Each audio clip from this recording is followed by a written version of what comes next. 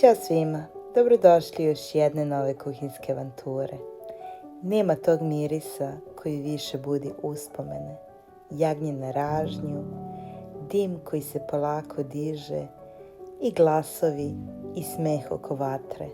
To je onaj trenutak da se vreme uspori, kada je porodica na okupu i sve deluje jednostavno i iskreno.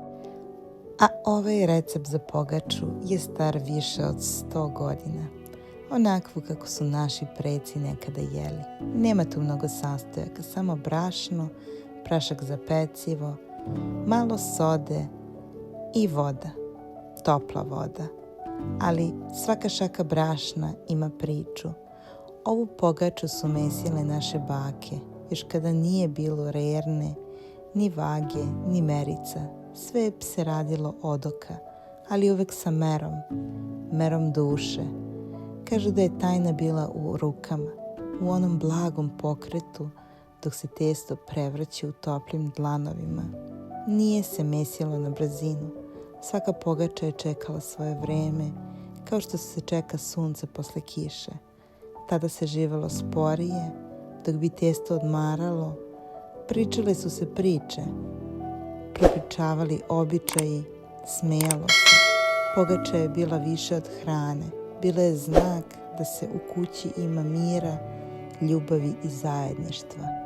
I zato kad god zamesim imam osjećaj da pod prstima nosim deo njihove snage, da nastavim ono što su oni davno započeli, da jednostavne stvari imaju najveću vrednost. Miris sveže pogače, to je miris doma, miris koji kaže sve kako treba da bude. Sada ga polako prebacujem u tepsiju, kao da ga spuštam na odmor posle dugog puta. Nežno ga utapkam, svaka pora da osjeti dlan, malo brašna odozgo, onako kako su radile naše bake, bez ikakve žurbe, samo mir, miris doma i onaj osjećaj da praviš nešto što traje. Sada dolazi onaj stari, gotovo svečani trenutak. Na dno ide pepeo, tih, topao i miran.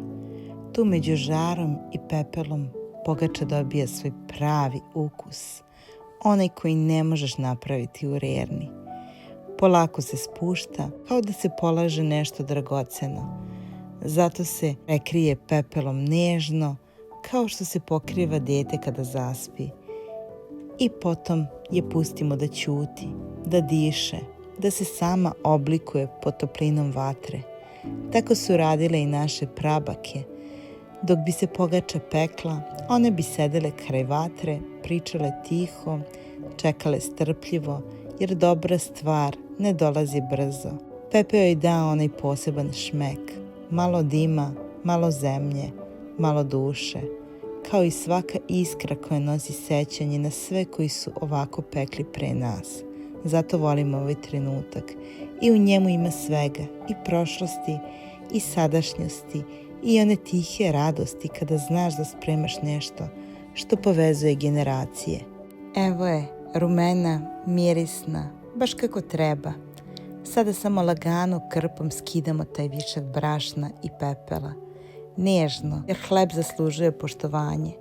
Tako su radile i naše bake. Svaki pokret im je bio pun smisla, kao da su znale da u ovoj jednostavnosti ima najviše lepote. Nije vazdušasta, ni mekana, ali ima ukus kakav samo vatra i pepeo mogu da daju. Jednostavna, ali prava, onakva kakvu su jeli naši stari. Ko nije probao, ne zna šta propušta. Dok se jagnje okreće, a dim se širi, shvatiš, nije stvar u hrani, već u ljudima oko stola. Kada je porodica zajedno, tada baš svaki zalogaj ima dušu.